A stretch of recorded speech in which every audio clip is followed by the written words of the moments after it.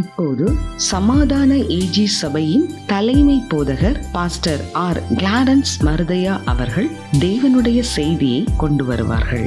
கிறிஸ்துவுக்குள் அன்பானவர்களே, இந்த ஊடகத்தின் மூலமாக உங்களை சந்திப்பதில் மகிழ்ச்சி அடைகிறேன். இந்த நாளிலே ஆண்டவர் நமக்கு தரக்கூடிய வார்த்தை என்னவென்றால், மத்தேயு எழுதின சுவிசேஷம் 4ஆம் அதிகாரம் 19ஆம் வசனம்.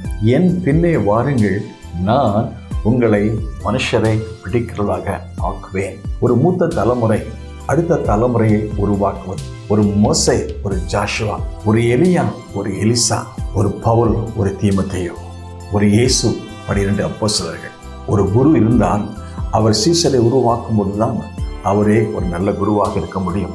இயேசு இந்த உலகத்தின் பொழுது நல்ல ஆசிரியராக, he was a better teacher.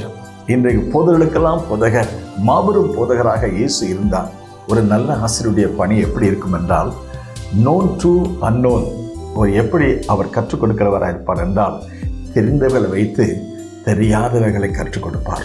நானும் ஒரு ஆசிரியர் பணி தெரிந்து கொண்டேன், ஒரு ஆசிரியராக பணியாற்றி வந்தேன். இன்றைக்கும் பல ஆசிரியர்களுக்கு ஆசிரியராக இருப்பது ஒரு பாக்கியமாக கருதுகிறேன். நான் என்னுடைய பள்ளி படிப்பை முடித்து அடுத்து என்ன செய்யலாம்னு யோசித்த பொழுது, ஒரு ஆசிரியர் பணிக்கு சென்றால் நல்லது. அதனால் அநேக தலைமுறைகளை உருவாக்கலாம், அநேக தலைமுறைகளுக்கு ஆசீர்வாதமாக இருக்கலாம் என்று சொல்லி அந்த எண்ணத்தை ஆண்டவர் எனக்கு தந்தார். என்னுடைய ஆசிரியரும் என்னை பார்த்து கேட்டார். பள்ளி படிப்பை முடித்த போது அவர் கேட்ட கேள்வி, தம்பி, பள்ளி படிப்பை முடிக்க போகிற இந்த காலத்தில் அடுத்து நீ என்ன செய்ய போகிற, உன் எதிர்காலத்தில் நீ எப்படி இருக்க போகிறேன்னு கேட்டான். உடனே அதுக்கு சொன்னேன், நான் ஒரு ஆசிரியராக மாற விரும்புகிறேன்னு சொன்னேன். உடனே அவர் சொன்னார், தம்பி, ஒரு புனிதமான பணியை தெரிந்து கொண்டா என்று சொன்னார். அதை பாராட்டினார். ஏனென்றால் அவர் ஒரு ஆசிரியர். அந்த ஆசிரியர் நான் மாணவனாக இருந்து ஒரு ஆசிரியராக வருவதை கேட்டபோது அவருக்கு ஒரு சந்தோஷம். இந்த ஆண்டவர் அவருடைய பணியை செய்வதற்கு, அவருடைய சித்தத்தை நிறைவேற்றுவதற்கு, அவருடைய திட்டத்தை நிறைவேற்றுவதற்கு, அடுத்த தலைமுறை அவருடைய பணியை தொடர்ந்து செய்வதற்கு ஒரு கூட்டத்தை தெரிந்து கொள்கிறார். இங்கே பார்க்கும் பொழுது சீமோன் பேதுரு, அவருடைய சகோதரர் அந்திரேயா, இவர்கள் சாதாரண ஆட்கள் தான், மீன்பிடிக்காரர்கள்.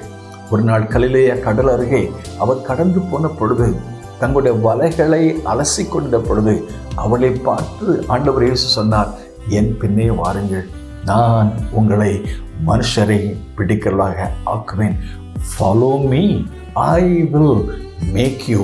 இந்த பேதுருயார், இந்த அந்திரேயார் சாதாரண ஆட்கள், படிப்பறிவில்லாதவர்கள். ஆனால் சாதாரண ஆட்களை ஆண்டவர் அழைத்து அசாதாரணமான ஆட்களாக மாற்றுவதுதான் ஆண்டவருடைய மாபெரும் பணி. இந்த நிகழ்ச்சியை கவனிக்கிற உங்கள் வாழ்க்கையில அந்த பரம அழைப்பு, அந்த ஆண்டவர் அன்றைக்கு சீமோன் பேதுருவையும் அந்திரேயும் அழைத்த பொழுது வலையை விட்டார்கள், வீட்டை விட்டார்கள், குடும்பத்தை விட்டார்கள், எல்லாவற்றையும் விட்டுவிட்டு அவரை பின்பற்றினார்கள், கரையம் கொடுத்தார்கள். இந்த இயேசு எப்படிப்பட்ட தலைவர் என்றால், அவர் சொன்னார், நானே நல்ல மேய்ப்பன்.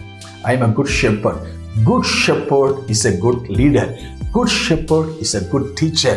எப்படி இதை சொல்லலாம் என்று கேட்டால், அப்போஸ்தலர் புத்தகம் 1ஆம் அதிகாரம் 1, 2, 3 வசனம் வாசித்து பார்க்கும் பொழுது அவரே சிறந்த ரோலும் மாடலாக அவருடைய சீஷர்களுக்கு இருந்தார்.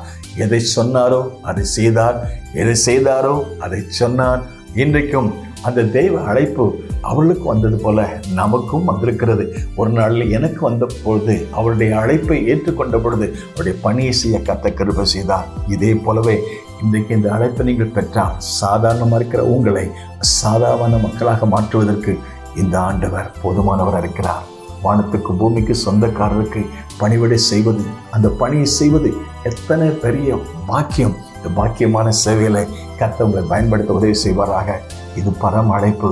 அந்த பரம அழைப்பின் பந்தய பொருளுக்காக லக்கை நோக்கி தொடர்ந்து ஓடுகிற சொன்னதுல அந்த ஆண்டவருடைய பணிக்கு அர்ப்பணிப்போம். கர்த்தர் நம்மை ஆசீர்வதிப்பார். May God bless you.